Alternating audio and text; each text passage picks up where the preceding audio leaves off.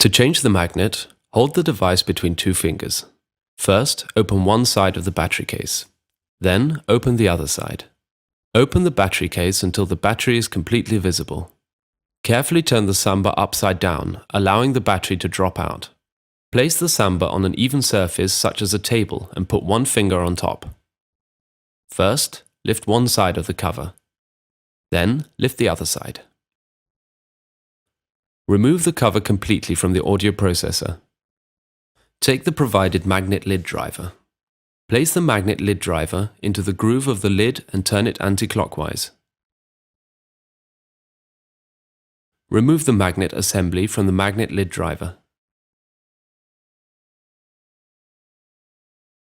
Place the lid between the new magnet and the magnet lid driver and insert the assembly into the audio processor.